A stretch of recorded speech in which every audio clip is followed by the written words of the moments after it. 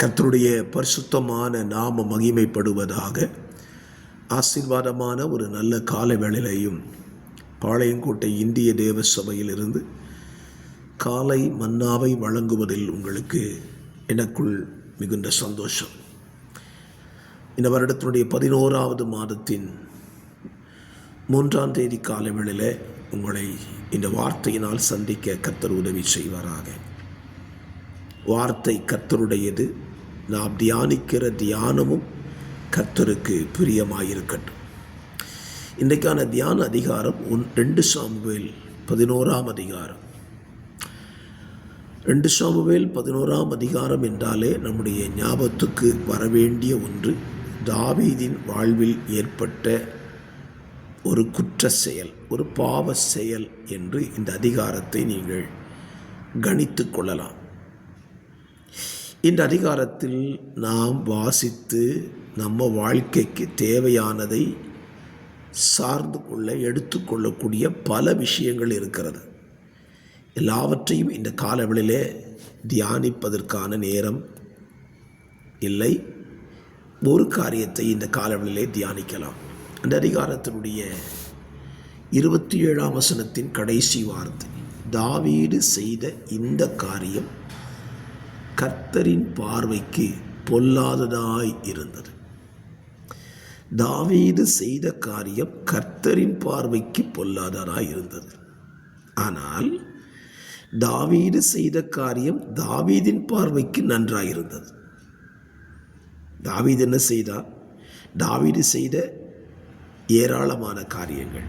ஒன்று, யுத்தத்துக்கு எல்லாரும் புறப்பட்டு போகிற காலம். அது ராஜாக்கள் யுத்தத்துக்கு புறப்படுகிற காலம் என்றுதான்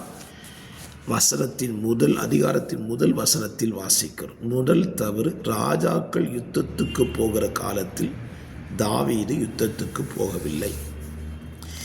இரண்டாவது, மற்ற ஒருவனுடைய மனைவியை அவன் இச்சையோடு தனக்கு எடுத்துக்கொண்டது இரண்டாவது பாவம், இரண்டாவது தவறு. மூன்றாவது, அவனுடைய அந்த ஸ்திரீயினுடைய கணவனை கொல்லும்படி கட்டளை பிறப்பித்தது மூன்றாவது காரியம். இது தாவீது தன் பார்வைக்கு சரி என்று நினைத்தான்.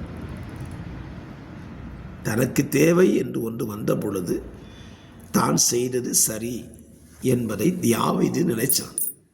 ஆனால் கர்த்தரின் பார்வைக்கு அது பொல்லாததாயிருந்தது.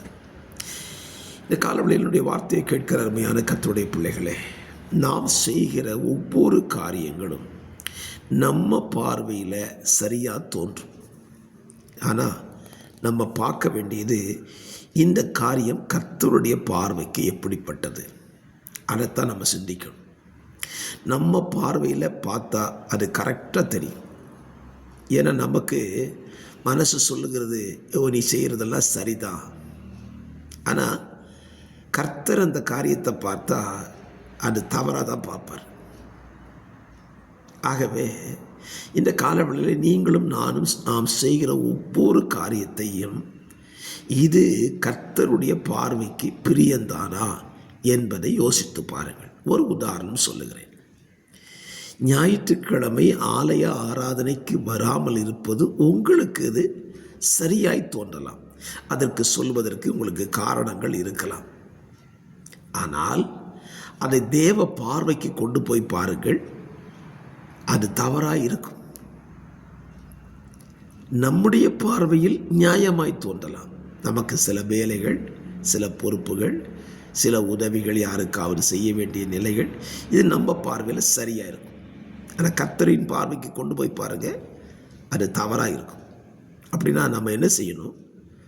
கர்த்தரின் பார்வைக்கு தவறாக இருக்கிற எந்த காரியத்தையும் நான் செய்ய மாட்டேன் அப்படின்னு தீர்மானம் எடுத்தீங்கன்னா உங்கள் பார்வையில் நீங்கள் நிறைய காரியத்தை செய்யாமல் இருப்பீங்க. ஏனென்றால் அது கர்த்தருக்கு பிரியமில்லை.